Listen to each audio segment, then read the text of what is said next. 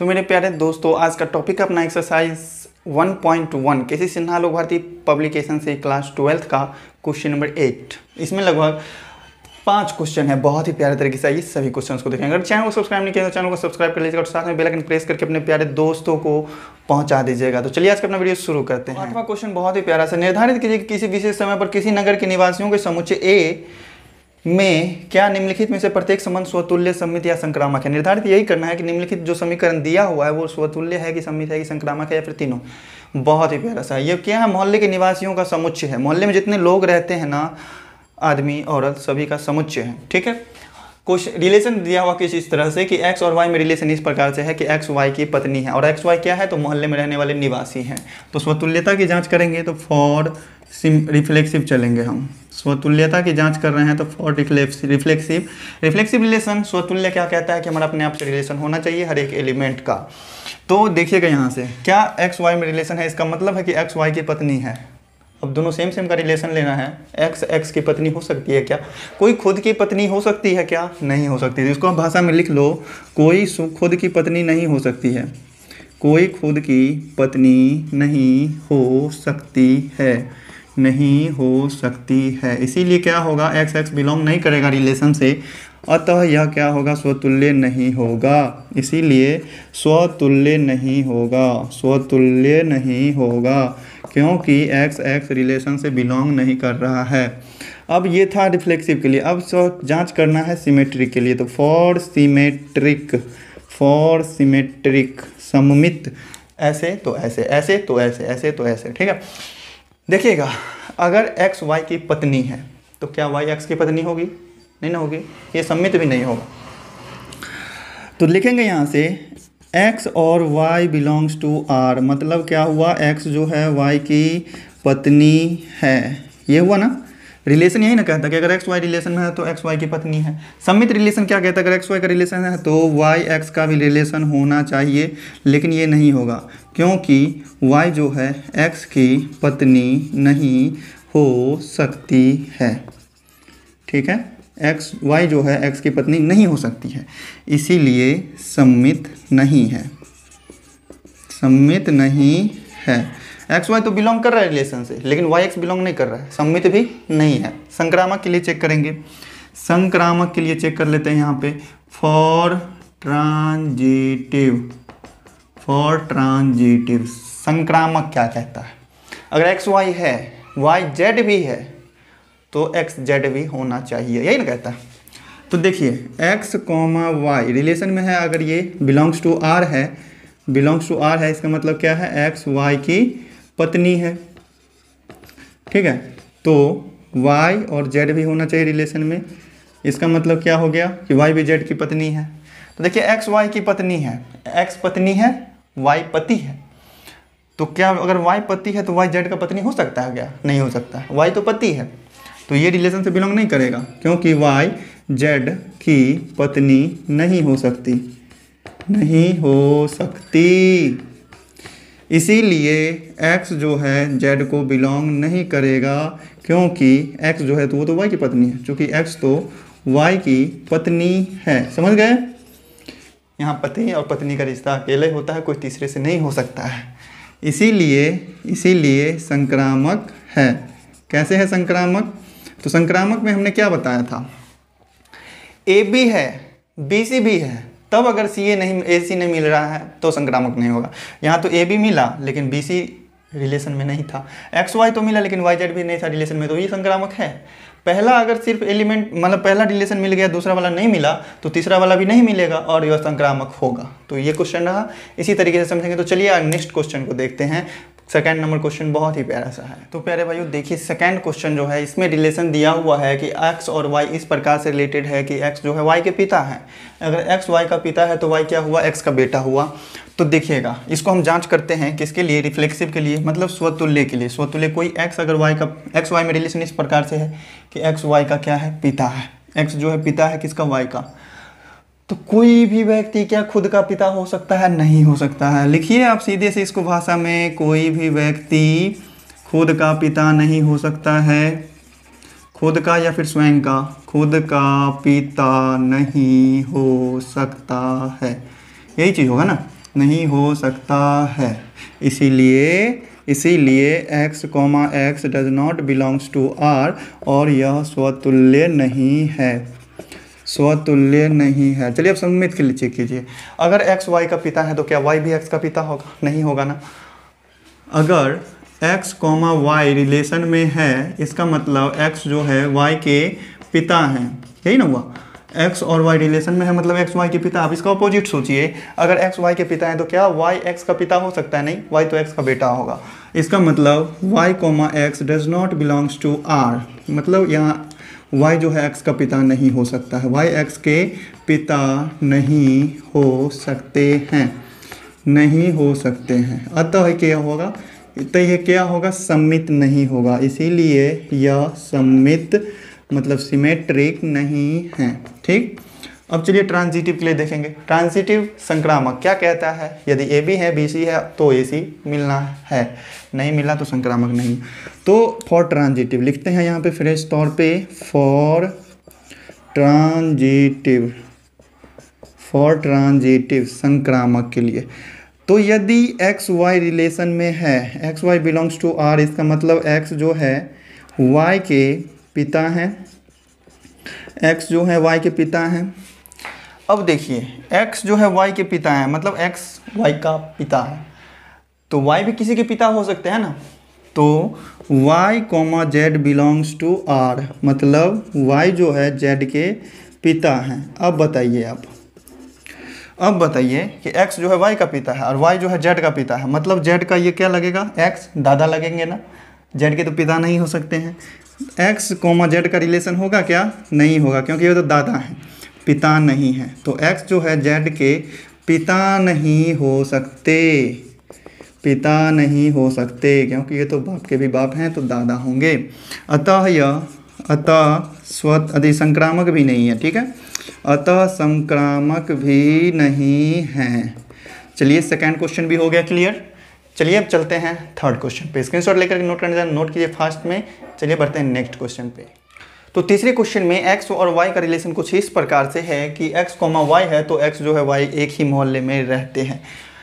Relation सिर्फ उसी का होगा जो एक मोहल्ले में रहते हैं। ठीक है, तो रिफ्लेक्सिव के लिए चेक करेंगे। तो चेक कीजिएगा कोई व्यक्ति रिफ्लेक्सिव स्वतुल्य क्या कहता है कि हमारा खुद से संबंध होना चाहिए। अगर एक ही मोहल्ले में रहता है तो कोई खुद के मोहल्ले में रह सकता है? बिल्कुल रह सकता है। खुद तो है तो वो तो खुद के मोहल्ले में ही है। तो यहाँ पर क्या हो जाएगा? x, x, मतलब x जो है x के x और x एक ही मोहल्ले में रहते हैं, x और x एक ही मोहल्ले में रहते हैं, यही ना होगा। तो कोई खुद के मोहल्ले में भी रह सकता है, मोहल्ले में है, इसीलिए x और x का जो है रिलेशन बिलोंग कर रहा है, मतलब x और x जो है रिलेशन से बिलोंग कर रहा है, x और x का जो ऑर्डर्ड पेयर है। अतः यह क्या होगा? स्वतुल्य होगा। अतः स्वतुल्य हैं। अब देखिए अगर x y के मोहल्ले में रह रहा है तो क्या y x के मोहल्ले में रहेगा? बिल्कुल, दोनों एक ही मोहल्ले का भाई है।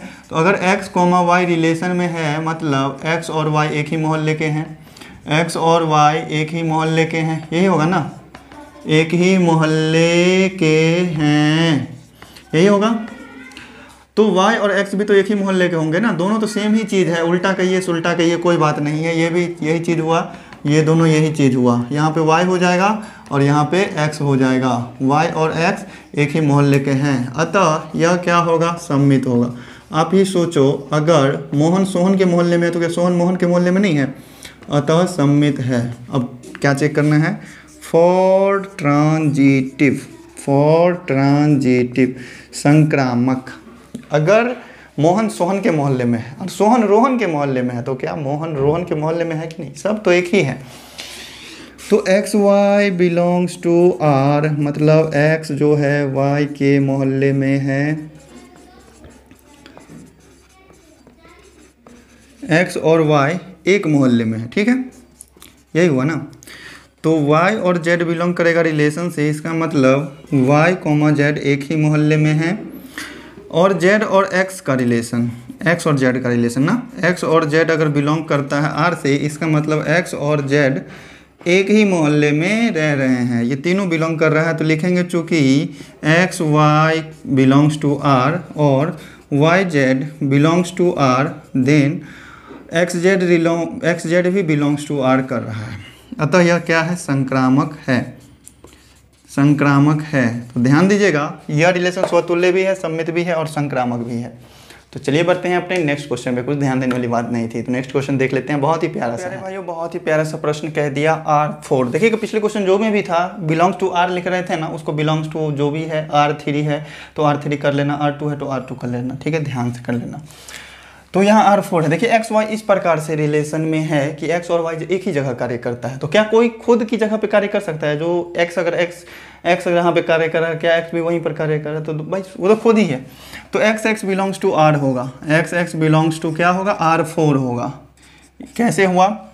तो एक्स जो है खुद के स्थान पर कार्यरत है, ठीक है, कार्यरत है, अतः एक्स बिलोंग्स टू R4 है, इसीलिए क्या है, स्वतुल्य है। यहाँ तक समझ गए? अब सममित के लिए चेक करेंगे। यदि मोहन और सोहन एक ही जगह पे काम करते थे, क्या सोहन और मोहन एक ही जगह पे काम नहीं करते? ये भी होगा।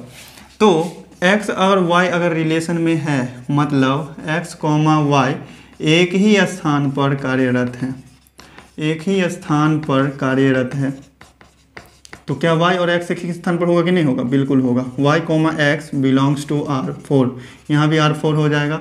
इसका मतलब ये हुआ कि y और x जो है एक ही स्थान पर कार्यरत हैं, अतः यह सम्मित है, अतः यह सम्मित है। समझ गए? समझ में तो आ ही जाएगा बिल्कुल भी। संक्रामक क्या कहता है कि अगर A B belongs to R है, B C belongs to R है, तो ए सी बिलोंग्स टू भी R होगा। तो सोचिए अगर एक्स वाई एक ही स्थान पर कार्य करता है और वाई और जेड भी एक ही स्थान पर कार्य करता है, तो तीनों भाई एक जगह पे काम कर रहे हैं, ठीक है। तो यहाँ से हम लिखेंगे X comma Y belongs to R4, then comma Y comma Z belongs to R4, तो एक्स कॉमा जेड भी एक ही जगह पे कार्य कर रहे हैं, बिलोंग्स टू R4। इतना लंबा भाषा भी लिख दीजिएगा, कोई दिक्कत नहीं है। इसीलिए ये क्या होगा, संक्रामक भी होगा, संक्रामक है, एक ही स्थान पर कार्य करने वाला बात है। देखिए आप क्वेश्चन को देखकर ही फील कर सकते हैं, मौखिक मुंह में ही सॉल्व कर सकते हैं इस टाइप के क्वेश्चन को। क्योंकि लिखने वाली बात है तो हम लिख करके दर्शा दे रहे हैं। जो विद्यार्थी कमजोर होंगे, स्टूडेंट कमजोर होंगे, वो लिख कर देख करके लिख लेंगे, अपना नोट करेंगे स्क्रीनशॉट लेकर के। फिर बढ़ते हैं अपने नेक्स्ट क्वेश्चन पे। तो मेरे प्यारे दोस्त, बहुत ही रिलेशन प्यारा सा है कि एक्स और वाई में रिलेशन इस प्रकार से है कि एक्स वाई से 7 सेंटीमीटर लंबा है।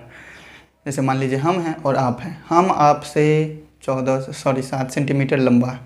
क्या कोई आदमी खुद से 7 सेंटीमीटर लंबा हो सकता है? क्या कोई आदमी खुद से 7 सेंटीमीटर लंबा हो सकता है? नहीं हो सकता, मतलब स्वतुल्य नहीं है। अब देखो मौखिक कैसे सॉल्व करते हैं, खुद से नहीं हो सकता मतलब स्वतुल्य नहीं है।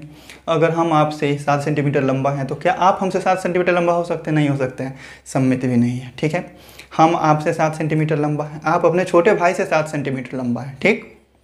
तो क्या हम आपके छोटे भाई से 7 सेंटीमीटर लंबा होंगे? नहीं होंगे, मतलब हम 14 सेंटीमीटर लंबा हो जाएंगे। तो ये संक्रामक भी नहीं होगा। देखिए हंसते हंसते क्वेश्चन सॉल्व। तो इसी को आप भाषा में लिखोगे बुक में, ठीक, कॉपी नोटबुक पे। फॉर रिफ्लेक्सिव के लिए चेक करेंगे। फॉर रिफ्लेक्सिव मतलब स्वतुल्य। क्या x और x बिलोंग्स टू R5 होगा? नहीं होगा, क्योंकि कोई खुद से 7 सेंटीमीटर लंबा नहीं हो सकता, कोई खुद से 7 सेंटीमीटर लंबा नहीं हो सकता, कोई खुद से 7 सेंटीमीटर लंबा नहीं हो सकता, इसीलिए स्वतुल्य नहीं है, स्वतुल्य नहीं है। सिमेट्री के लिए चेक करना है। For symmetric, for SYMMETRIC। Symmetric क्या कहता है कि अगर हम आपसे रिलेशन में हैं तो आप भी हमसे रिलेशन में हैं, ये ना कहता है।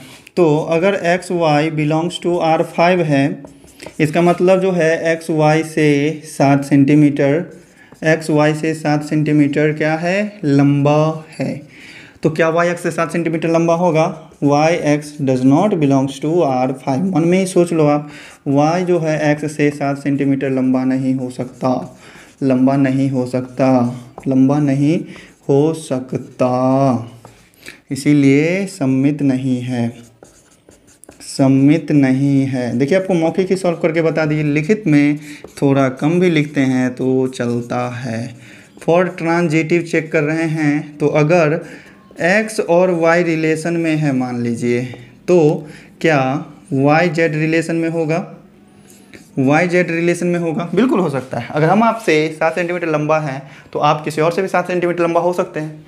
तो यहाँ पे एक्स वाई और वाई जेड मिल गया, लेकिन एक्स और जेड का रिलेशन नहीं होगा, इसीलिए ये संक्रामक नहीं है। अब देखो, संक्रामक नहीं है। मान लेते हैं एक्स हम हैं, वाई आप हैं, जेड आपका छोटा भाई है, ठीक है। हम आपसे 7 सेंटीमीटर लंबा हैं, इसका मतलब हुआ हम और आप रिलेशन में हैं, एक्स वाई रिलेशन में है। वाई जेड की बारी, तो आप अपने छोटे भाई से 7 सेंटीमीटर बड़े हैं, तो वाई जेड रिलेशन में आ गया। तो यहाँ पे एक्स जेड का भी रिलेशन होना चाहिए, मतलब एक्स हम हैं और जेड आपका छोटा भाई है, तो हम आपके छोटे भाई से 14 सेंटीमीटर लंबा हो जाएंगे, क्योंकि आप तो उससे 7 सेंटीमीटर लंबा है, आपसे भी 7 सेंटीमीटर लंबा हम खुद हैं, तो टोटल हो गया 14 सेंटीमीटर। हम ये बताने रहे हैं कि हम लंबे हैं। तो प्यारे भाइयों, यही रहा अपना प्यारा सा क्वेश्चन नंबर 8। उम्मीद करते हैं सारे क्वेश्चन समझे होंगे बड़े ही प्यारे तरीके से। स्वतुल्य, सममित और संक्रामक में किसी भी प्रकार का डाउट नहीं होगा। अगर डाउट है तो डिस्क्रिप्शन में जाइए, रिलेशन चैप्टर का पूरा थ्योरी कंप्लीट किया गया है 1 घंटे में, वो वीडियो देख लेंगे, कोई दिक्कत नहीं होगा। तो चलिए, अगर चैनल को सब्सक्राइब नहीं किया तो चैनल को सब्सक्राइब कीजिए और साथ में बेल आइकन प्रेस करके अपने प्यारे दोस्तों को शेयर कीजिए। मिलते हैं फिर नेक्स्ट वीडियो में।